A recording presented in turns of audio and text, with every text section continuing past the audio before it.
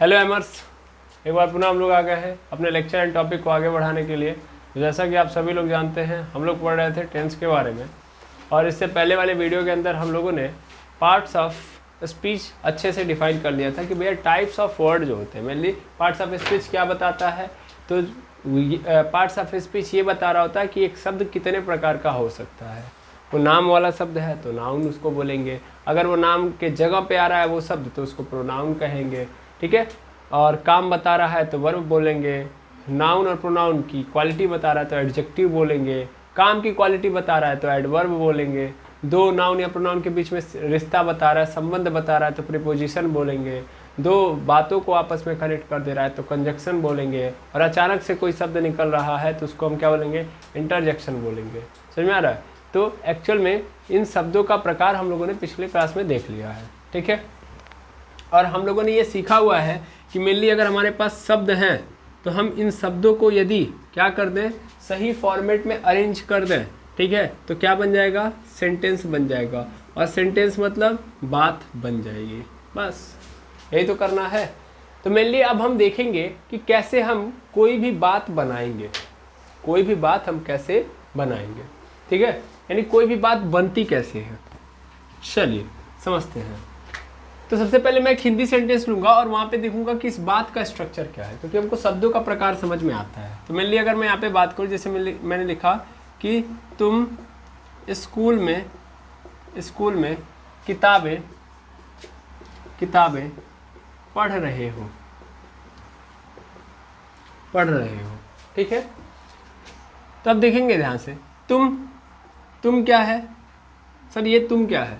अगर मैं शब्दों को पकड़ूं तो तुम क्या है, मैंने बोला तुम स्कूल में किताबें पढ़ रहे हो, दैट मीन्स तुम मतलब किसी लड़के को क्या कर रहा हूँ मैं, इंडिकेट कर रहा हूँ, या किसी व्यक्ति विशेष को इंडिकेट कर रहा हूँ, और मैंने उसका नाम नहीं लिया है, उसकी जगह पे क्या बोल दिया है, तुम। उसका तो नाम होगा ना व्यक्ति का, उसका नाम लिए बिना मैंने लिख दिया है, तो इसका मतलब ये क्या है, प्रोनाउन है, ठीक है ना, ये प्रोनाउन है। क्लियर है? स्कूल क्या होता है, पहले मैं वर्ड पकड़ूंगा, वर्ड का टाइप पकड़ूंगा, फिर उसको मैं पार्ट में कन्वर्ट कराऊंगा, ठीक है। तो बड़े ध्यान से समझेंगे। स्कूल क्या है, what is a school. School एक जगह पे है जहाँ पे हम लोग जाके पढ़ते हैं, है ना। तो स्कूल एक जगह का नाम है, ऐसा नो, तो नाम है ना, इसलिए हम इसको क्या बोलेंगे, नाम, ऐसा नो, किसी का नाम मतलब नाम। यहाँ पे नाम की जगह पे लिया है तो प्रोनाउन, नाम है तो नाउन। में मतलब ये क्या कर रहा है, तुम स्कूल में किताबें। अब मेनली देखा जाए तो स्कूल के साथ किसको कनेक्ट करा रहा है, किताबों को। तो किताब क्या, पहले इसको पकड़ लो, व्हाट इज किताब। किताब एक ऐसी वस्तु है जिससे हम ज्ञान लेते हैं, है ना। इसका मतलब ये किसी का नाम है ना, पढ़ने वाली चीज को हम क्या बोलते हैं, किताब। तो इसका मतलब क्या है, ये भी नाउन। समझ में आ रहा है, ठीक है। अब इधर भी नाउन इधर भी नाउन, और नाउन को जोड़ रहा है, तो इसका मतलब क्या हो जाएगा, प्रीपोजिशन, यानी ये प्रीपोजिशन है, ठीक है, प्रीपोजिशन। और पढ़ रहे हो, तो पढ़ रहे हो दैट मीन्स काम है, ये क्या है, वर्ब है। वर्ब मतलब वर्क, तो वर्क मतलब वर्ब, ये क्या है, काम है ना, पढ़ रहे हो, और वर्क मतलब वर्ब, याद रखिए, यानी क्या है, ये वर्ब है। देखो हिंदी सेंटेंस में देख लिया ना, कि पूरा का पूरा ये जो हिंदी सेंटेंसेस है, पूरा का पूरा हिंदी सेंटेंस उन्हीं टाइप्स ऑफ वर्ड से मिलके बना है। क्लियर है? Pronoun, noun, preposition, noun and verb. Clear है? अब मैं अगर कहानी को आगे बढ़ाऊं, मतलब और चीज़ों को समझूं अच्छे से, तो ये बताओ, ये तो ठीक है, लेकिन अगर हम इस चीज़ को इंग्लिश में लिखेंगे तो कैसे लिखेंगे। मतलब हिंदी तो ये समझ लिया कि यार ये सब चीज़ें हैं, नाउन प्रोनाउन से मिलके बना। मैं तुमको ये फील कराना चाहता था कि देखो जो भी शब्द बनेगा वो नाउन प्रोनाउन प्रीपोजिशन कंजक्शन, यानी वही जो 8 प्रकार है, 9 प्रकार है, उन्हीं से बनेगा, ठीक है। लेकिन तरीका क्या होता है इसको समझो। मेनली एक सेंटेंस के अंदर क्या होता है, ध्यान से समझना। एक सेंटेंस के अंदर सबसे पहले एक काम करने वाला होता है, यानी जब हम कोई बात कह रहे हैं तो बात किसी न किसी के बारे में कही जाएगी, जैसा नो, किसी के बारे में कही जाएगी। मैं कोई भी बात बोलूंगा तो उसका एक उद्देश्य होगा, है ना, उसका क्या होगा, एक उद्देश्य होगा ना। मैं आखिर क्यों बोल रहा हूँ, कुछ ना कुछ तो कारण होगा। उस कारण, वो कारण मतलब वो किसी के ऊपर डिपेंड होगा या किसी टॉपिक को लेके होगा। तो दैट मीन्स जब भी एक सेंटेंस बोला जाता है, यानी कोई बात कही जाती है, तो उसमें एक क्या होता है, मेन होता है, यानी एक शब्द क्या होता है, मेन होता है, जो उस पूरी बात को उसके ऊपर निर्धारित करता है। उस पोर्शन को हम लोग नाम देते हैं सब्जेक्ट, यानी उस वर्ड को हम क्या बोलेंगे, सब्जेक्ट, जिसके बारे में हमारा सेंटेंस आया है। तो सेंटेंस जिसके बारे में दिया गया है उसको क्या बोलेंगे, सब्जेक्ट। ध्यान से समझते जाना, ठीक है ना। अच्छा, फिर ये सब्जेक्ट आया तो सब्जेक्ट कुछ ना कुछ काम करेगा, कुछ ना कुछ काम करेगा। और सब्जेक्ट मतलब कोई ना कोई काम करेगा, तो काम मतलब वर्ब, समझ में आ रहा है? कोई ना कोई काम करेगा तो काम मतलब वर्ब। और ये जब काम करेगा तो उस काम का कोई ना कोई इफेक्ट पड़ेगा, काम का कोई ना कोई इफेक्ट पड़ेगा। तो जिस चीज पे इफेक्ट पड़ रहा होगा दैट इज कॉल्ड ऑब्जेक्ट। समझ में आ रहा है? What is subject? सब्जेक्ट मतलब जिसके बारे में बात कही जा रही है, ठीक है, जिसके बारे में बात कही जा रही है वो क्या है, सब्जेक्ट है। और सब्जेक्ट है तो कोई ना कोई काम करेगा, उस काम का इफेक्ट पड़ेगा, सॉरी वो काम करेगा तो काम क्या है, वर्ब। और काम का इफेक्ट किस पे पड़ेगा, तो जिस पे पड़ेगा वो क्या कहलाएगा, ऑब्जेक्ट, ठीक है। तो मेन 3 पोर्शन होते हैं, सब्जेक्ट, वर्ब और ऑब्जेक्ट, ठीक है। सब्जेक्ट कौन सा शब्द होगा, सर वो शब्द सब्जेक्ट माना जाएगा जिस शब्द से पूरा का पूरा सेंटेंस क्या है, बना हुआ है। दैट मीन्स सीधा सीधा वो पूरी की पूरी जो बात है जिसके ऊपर डिपेंड होगी वही क्या कहलाएगा, सब्जेक्ट। इस पूरे में देखिए, तुम स्कूल में किताब पढ़ रहे हो, ठीक है, तुम स्कूल में किताब पढ़ रहे हो, तो मेनली ध्यान देंगे इसमें किसकी बात कर रहा हूँ मैं। ये सब्जेक्ट पूरा का पूरा जो बात है किसके ऊपर डिपेंड करता है, तुम पे ऊपर, तुम्हारे ऊपर। कैसा नो, तुम स्कूल में किताब पढ़ रहे हो, दैट मीन्स तुम्हारी बात हो रही है, पूरी बात तुमसे, तुम्हारे बारे में की गई है, हाँ या ना। तो इसका मतलब you are the subject. Subject कौन है इसमें, तुम, खत्म, ठीक, हाँ या ना। अब ये तुम कुछ कर रहा है कि नहीं कर रहा है, बिल्कुल सर पढ़ने का काम कर रहा है, इसका काम क्या है, पढ़ने का काम। तो मेरे लिए ध्यान देंगे, जब सब्जेक्ट मिल जाए, जब सब्जेक्ट मिल जाए, देखो दोनों में मैं समझा रहा हूँ। तो सब्जेक्ट से पूछो क्या कर रहे हो, क्या कर रहे हो, सब्जेक्ट मिल गया अगर तुमको पहले, तो सब्जेक्ट से पूछो क्या कर रहे हो, तो आंसर जो देगा, आंसर जो देगा वो आंसर क्या होगा, वर्ब का होगा। तो मैंने सब्जेक्ट से पूछा क्या कर रहे हो, तो सब्जेक्ट ने बोला पढ़ रहा हूँ, तो यानी वर्ब क्या होगा, पढ़ना, आया ना, वर्ब क्या हो जाएगा, पढ़ना, ठीक है, वर्ब क्या हो जाएगा, पढ़ना। अब ये सब्जेक्ट तुम हो गया, इसने काम किया यानी पढ़ा, और इस पढ़ने का इफेक्ट किसके ऊपर पड़ा, भाई किसके ऊपर पड़ेगा, किताबों के ऊपर पड़ेगा। तो किसको पड़ेगा, किताब ना, तो किताब मेरी क्या हो गई, ऑब्जेक्ट। समझ में आया कि नहीं आया, यानी सॉरी क्या, किताब, किताब क्या हो गई, ऑब्जेक्ट, किताबें ऑब्जेक्ट हो गए, ठीक है। तो मेनली 3 बातें मिलेंगी, एक तो सब्जेक्ट, दूसरा वर्ब, तीसरा ऑब्जेक्ट। सब्जेक्ट कौन, तुम, क्या कर रहे हो, पढ़ रहे हो, और क्या पढ़ रहे हो, ठीक है। तो मेनली ये भी ध्यान देना कैसे कैसे काम करेंगे। सब्जेक्ट से पूछो क्या कर रहे हो, आंसर मिलेगा वर्ब का, वर्ब मिल गया, पढ़ रहे हो, क्या पढ़ रहे हो, किताब। तो वर्ब से पूछोगे क्या, तो ऑब्जेक्ट देगा। सब्जेक्ट से पूछोगे क्या कर रहे हो, तो वर्ब मिलेगा। अब वर्ब से पूछोगे कि क्या कर रहे हो, मतलब जो कर रहे हो क्या है वो, तो ऑब्जेक्ट मिलेगा। समझ में आया? अब तुमको इजी जो लगे, मेनली सब्जेक्ट मिल गया तो क्या पूछोगे तो मिल जाएगा, क्या कर रहे हो, क्या कर रहे हो, तो पढ़ रहा हो, ठीक है, यही तो है, पढ़ रहे हैं। सब्जेक्ट ने क्या आंसर दिया, पढ़ रहे हैं, ठीक है ना, पढ़ रहे हैं। फिर इससे आंसर पूछा क्या पढ़ रहे हो, पढ़ रहे हो, तो फिर इसने आंसर दिया किताबें, ठीक है। खेल रहे हो, क्या खेल रहे हो, क्रिकेट, ठीक है। घूम रहे हो, क्या घूम रहे हो, तब क्या घूम रहे हो तो नहीं आएगा, कहाँ तब पूछोगे कहाँ घूम रहे हो, तो जगह बताएगा। मेनली बात समझ में आ रहा है? तो एक सेंटेंस के अंदर 3 बातें, सब्जेक्ट, वर्ब और ऑब्जेक्ट। सब्जेक्ट कौन,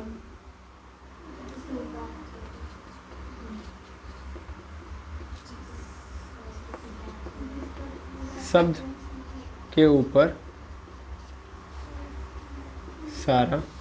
सारी बात डिपेंड हो, जिस शब्द के ऊपर सारी बात डिपेंड हो उसी को हम लोग क्या बोलेंगे, सब्जेक्ट, ठीक है ना।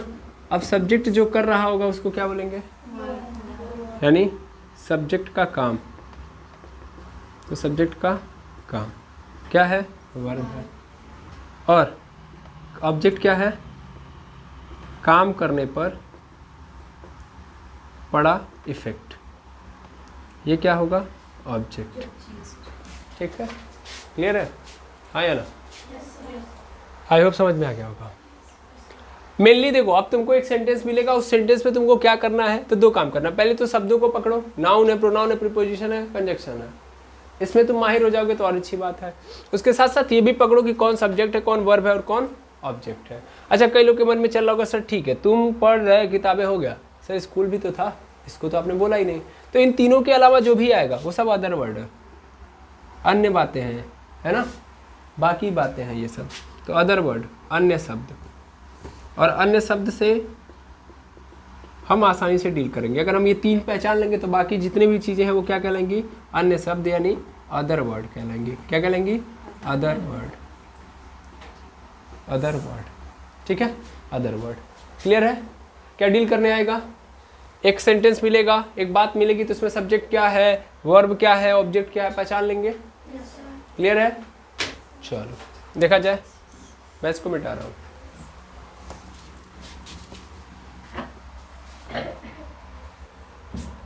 अब मैं यहाँ पे एक सेंटेंस लिखूंगा, उसमें आपको क्या ढूंढना है, उसमें आपको ढूंढना है सब्जेक्ट, वर्ब और ऑब्जेक्ट। ठीक है, चलो। राहुल मछलियाँ पकड़ रहा है। अभी हम एक बार भी किस पे नहीं काम करेंगे, इंग्लिश पे। पहले हिंदी का कॉन्सेप्ट मजबूत रहेगा, इंग्लिश में सिर्फ मीनिंग, वर्ड मीनिंग डालनी है, काम खत्म। ओके, तो राहुल मछलियाँ पकड़ रहा है। ठीक है, राहुल मछलियाँ पकड़ रहा है। अच्छा, राहुल क्या है, कैसा शब्द है, नाउन, प्रोनाउन, एडजेक्टिव, वर्ब क्या है, नाउन है। मछलियाँ क्या है, नाउन है। पकड़ रहा है क्या है, वर्ब है। पकड़ना काम होता है बाबू, हाँ या ना? तो पकड़ना वर्ब हो गया, मछलियाँ नाउन हो गया, राहुल भी क्या हो गया, नाउन, नाम है ना, काम खत्म। अब चलो, ये बात तो हो गई। अब हम देखते हैं किस वे में पार्ट्स ऑफ सेंटेंस, यानी बातों के पार्ट को देखें, भाग को देखें। तो सबसे पहली चीज हम ये देखते हैं कि इसमें बात किसके बारे में की गई है। अच्छा, काम क्या है, चलो यहाँ से पकड़ते, काम क्या है, इसमें क्या काम हो रहा है, पकड़ने का काम हो रहा है ना, पकड़ रहा है। तो तुरंत इसको पकड़ो, ये क्या है, वर्ब है ना, ये क्या बन गया, वर्ब। काम यही है ना, पकड़ रहा है। इससे पूछो कौन पकड़ रहा है, कौन पकड़ रहा है। जो ही कौन क्वेश्चन करोगे सब्जेक्ट मिल जाएगा। सब्जेक्ट कब मिलेगा, काम पकड़ा, काम से पूछो कौन कर रहा है, तो आंसर जो मिलेगा वो क्या हो जाएगा, सब्जेक्ट। ये क्या है, सब्जेक्ट। वर्ब पकड़ा, कौन पूछा, आंसर सब्जेक्ट, तो ये सब्जेक्ट हो गया। अब फिर इसी से पूछो क्या पकड़ रहा है, क्या पकड़ रहा है, तो आंसर मिला मछलियाँ, ये क्या हो गया, ऑब्जेक्ट। सिंपल, कितना आसान है, यस और नो। सब्जेक्ट मिल गया, ऑब्जेक्ट मिल गया, वर्ब। क्लियर है कि नहीं है, ढूंढना आसान है। ठीक, ऐसे और देखो, थोड़ा बड़ा सेंटेंस लेते हैं। मैं अपनी दुकान से सब्जियां उसे दे रहा हूं।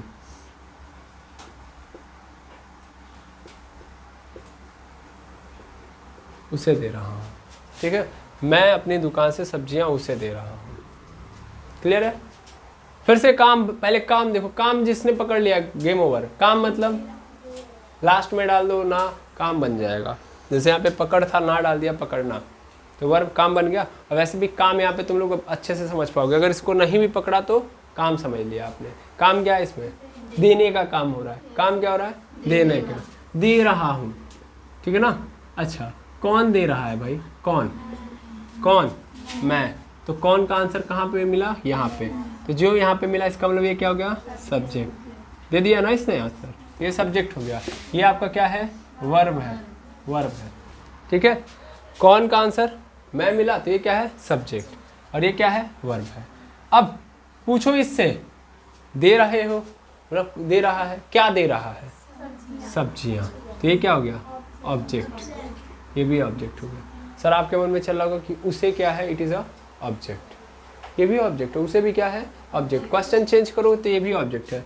किसे दे रहे हो, तो उसे दे रहे हो तो ये भी ऑब्जेक्ट। ठीक है, समझ में आया? बाकी ये सब के सब क्या हो जाएंगे? Other word. क्लियर है कि नहीं है? अब आप कहोगे सर ऑब्जेक्ट दो दो आ गए। हाँ, ऑब्जेक्ट दो दो मिलते हैं। ऑब्जेक्ट कितने मिलते हैं? दो दो। आप काम कर रहे हो, दे रहे हो, तो इस देने का दो इफेक्ट पड़ता है। देने का कितना इफेक्ट? दो। देखना, ऑब्जेक्ट मतलब सब्जेक्ट के काम का प्रभाव जिस पर पड़ता है। ठीक है, उसी को हम ऑब्जेक्ट बोलते हैं। अब ये प्रभाव दो तरीके से होता है। एक तो डायरेक्ट पड़ रहा होता है, यानी हमने काम किया तो डायरेक्ट हो रहा है वो काम, डायरेक्ट पड़ रहा है उसका इफेक्ट। और दूसरा इनडायरेक्टली पड़ता है। जैसे इसको मैं 2 सेकंड के लिए स्टॉप करूंगा। जैसे मैंने लिख दिया कि मैं मैदान में फुटबॉल खेल रहा हूं। ठीक है, थोड़ा ध्यान देना, मैं अच्छे से समझाऊंगा। मैं मैदान में फुटबॉल खेल रहा हूँ। अभी अच्छे से समझ में आ जाएगा कि ऑब्जेक्ट क्यों दो तरीके से होता है। तो मेनली मैं सब्जेक्ट हूँ, इसमें तो कोई दो राय नहीं है। मैं सब्जेक्ट हो गया, हाँ या ना? क्या कर रहा हूँ? खेल रहा हूँ, दैट मीन्स मैं वर्ब हूँ। अब देखो, मैं खेल रहा हूँ तो खेल किसके साथ रहा हूँ? फुटबॉल खेल रहा हूँ, यानी मैं खेल रहा हूँ तो फुटबॉल मतलब पैर से खेल रहा हूँ मैं। तो जब मैं पैर से मारूंगा, खेलने का काम करूंगा ना, तो पैर से मारूंगा सबसे पहले किस पे जाके लगेगा? मतलब इस पैर से, मतलब खेलने का जब काम करूंगा तो पैर यूज करूंगा, और जब मैं पैर यूज करूंगा तो मारूंगा किसको? बॉल को। यानी मेरे खेलने से सबसे पहले इफेक्ट किस पे पड़ेगा? बॉल पे। तो ये बताओ, इस पे डायरेक्ट इफेक्ट पड़ेगा कि नहीं पड़ेगा? डायरेक्ट इफेक्ट पड़ा, तो इसका मतलब ये डायरेक्ट ऑब्जेक्ट है। मैदान को मारूंगा, किक नहीं, सबसे पहले मैं अगर खेल रहा हूँ तो खेलूंगा फुटबॉल से ना, तो फुटबॉल को किक मारूंगा ना, तो चोट किसको लगेगी?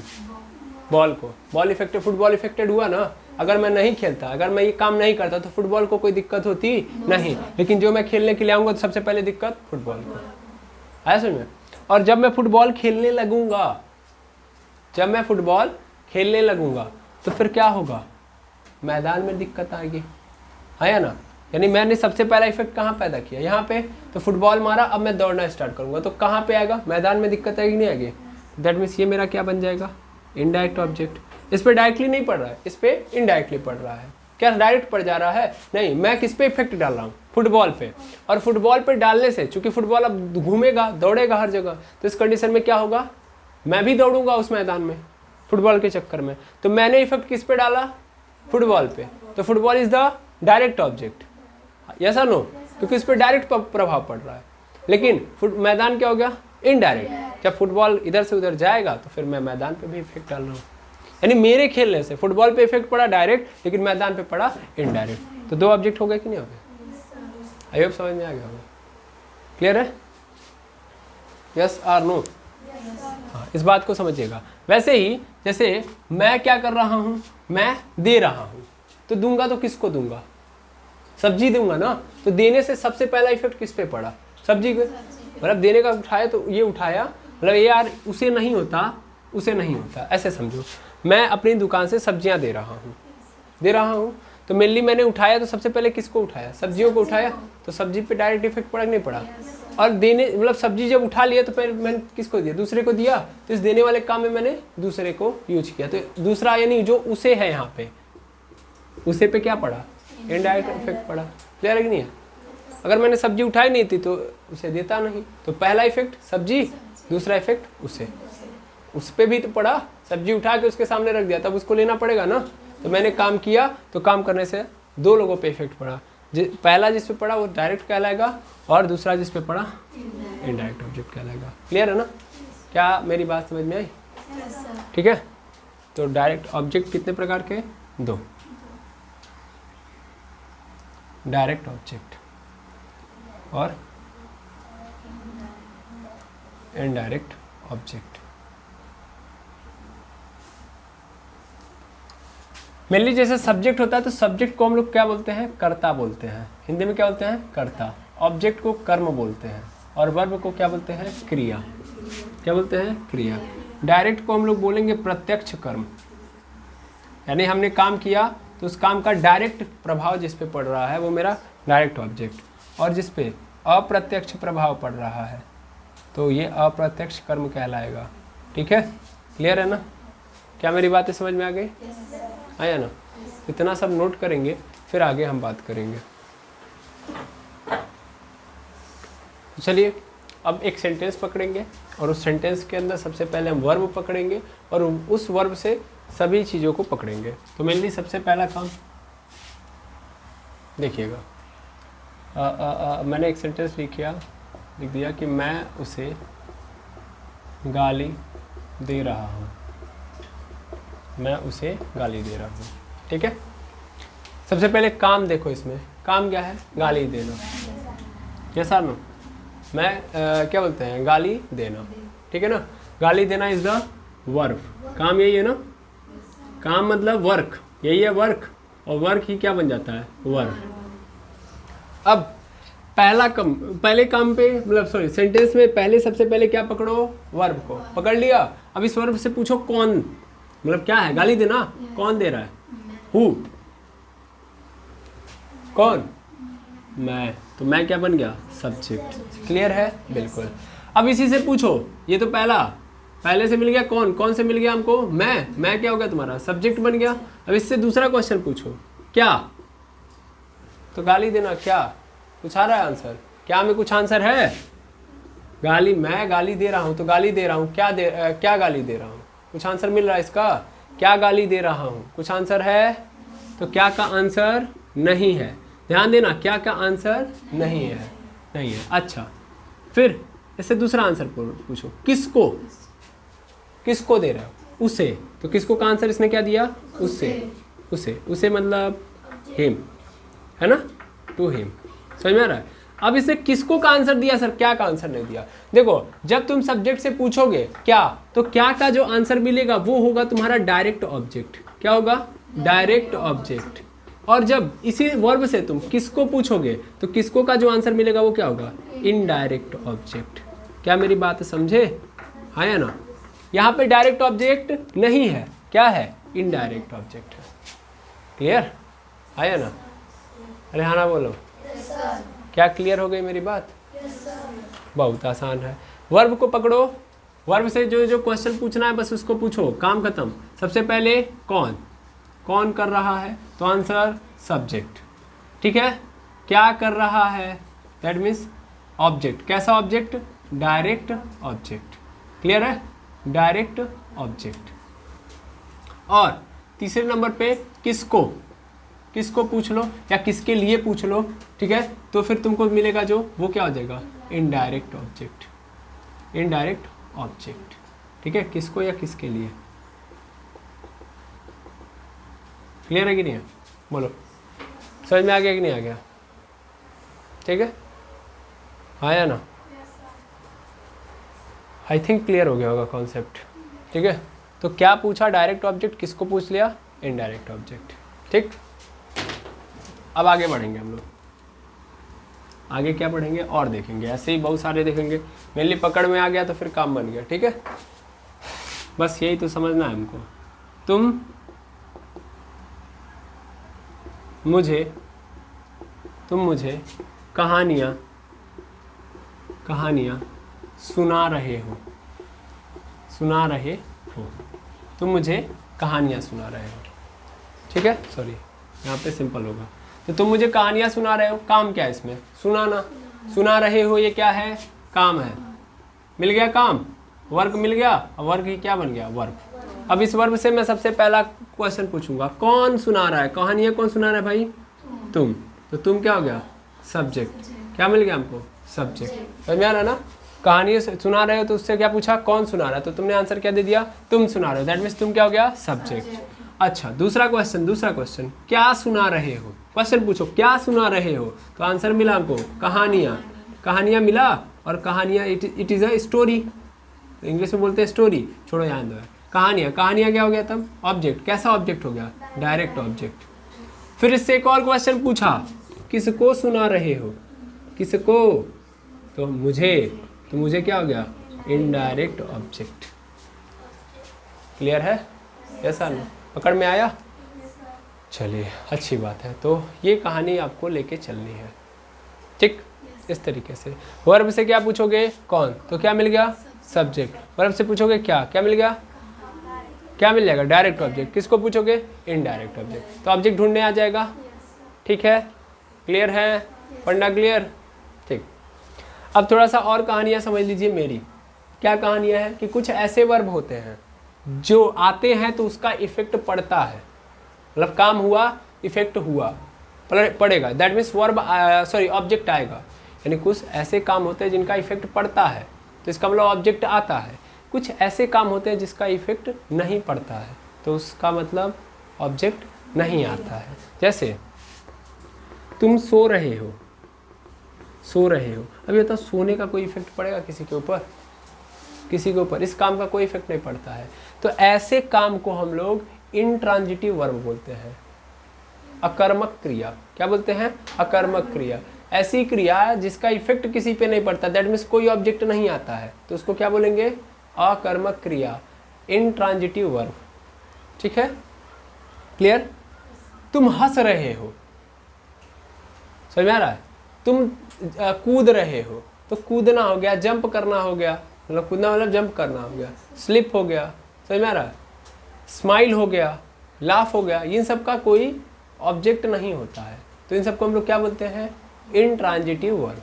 मेनली एकदम फील करो यार, इंग्लिश में ज़्यादा कुछ है नहीं, अगर पचड़े में पढ़ोगे तो बहुत कुछ है, पचड़ा मत पालो, सिंपल समझो कि भाई अगर कोई काम हो रहा है उस काम का इफेक्ट पड़ता है, मतलब हम कोई ऐसा काम कर रहे हैं जिसका इफेक्ट पड़ता है तो इसका मतलब उसके ऊपर ऑब्जेक्ट, उसके पास ऑब्जेक्ट होगा तो काम का इफेक्ट पड़ेगा। अगर काम ऐसा कर रहा हूँ जिसका इफेक्ट किसी पे पड़ने वाला ही नहीं, दैट मीन्स वो क्या होगा, उसके पास ऑब्जेक्ट होगा, ऑब्जेक्ट नहीं होगा, और ऑब्जेक्ट नहीं होगा दैट मीन्स ऐसे वर्ब को हम लोग क्या बोलेंगे, इंट्रांजिटिव वर्ब। क्लियर है, सब पहचान लीजिए। ठीक है, तो जो बातें हैं एक बार उसको भी दिखा देते हैं कि मेनली वर्ब भी क्या होगा, वर्ब भी दो टाइप का, वर्ब दो टाइप का। वर्ब मतलब वर्क, वर्क मतलब काम, तो दो टाइप का, एक तो ट्रांजिटिव वाला होगा, transitive verb, transitive verb Hindi में बोलते हैं सकर्मक क्रिया, सकर्मक क्रिया, यानी ऐसा वर्ब, ऐसा वर्ब जिसके पास, इसके पास क्या हो, जिसके पास ऑब्जेक्ट हो, ऑब्जेक्ट हो, मतलब समझ आ रहा है ना।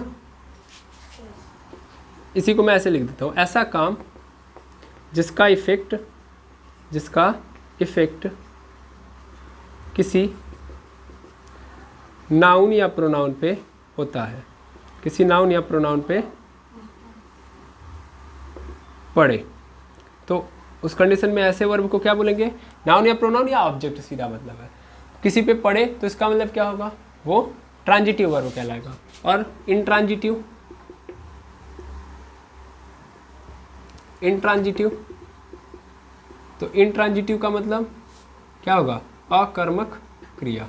अकर्मक क्रिया मतलब बताइए, सीधा मतलब है ऐसा वर्ब या ऐसा वर्क, ऐसा वर्क जिसका किसी पे भी इफेक्ट ना पड़े, किसी पर भी इफेक्ट ना पड़े। ठीक है, तो ऐसे क्रिया को हम लोग क्या बोलेंगे, ऐसे काम को हम लोग क्या बोलेंगे, इंट्रांजिटिव वर्ब। इसमें इतना लिख लीजिएगा, रन हो गया, रन हो गया, जंप हो गया, ठीक है, जंप हो गया, और फिर क्या होगा, स्लिप हो गया, स्माइल हो गया। ठीक है, ये सब के सब क्या है, ये सब के सब एग्जाम्पल हैं। ठीक है, किसके, इंट्रांजिटिव वर्ब के। ठीक है, तो इनमें आप जाओगे ना, पूछोगे रन, पूछो ध्यान से सुनना, आप भी देखो एकदम 1 सेकंड के अंदर तुमको मिल जाएगा। रटने उठने वाला काम बिल्कुल मत करना। रन मतलब दौड़ना।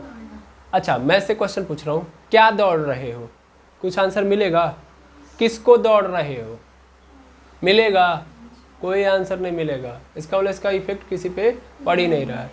जंप, कूदना, क्या कूद रहे हो, आंसर देगा, किसको कूद रहे हो, आंसर मिलेगा।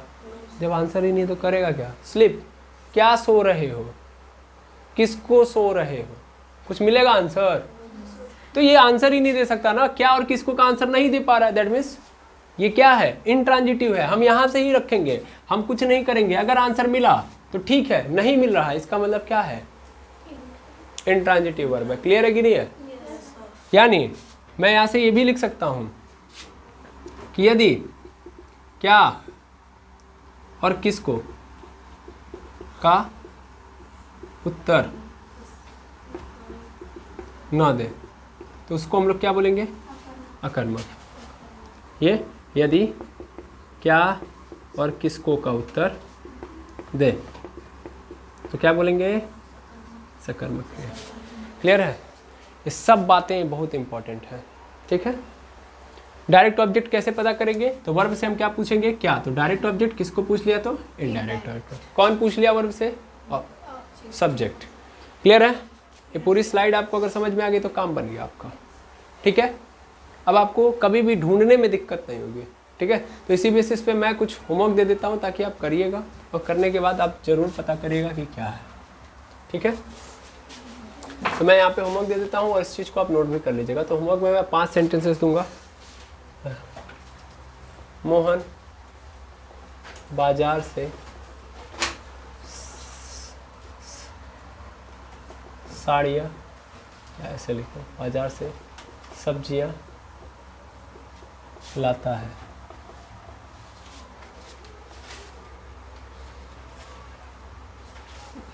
श्याम अपनी दुकान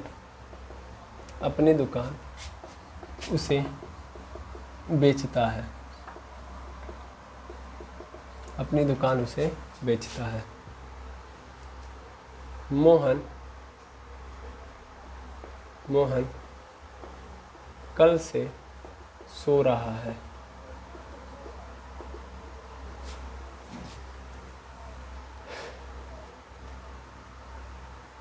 राहुल मैदान में कूद रहा है।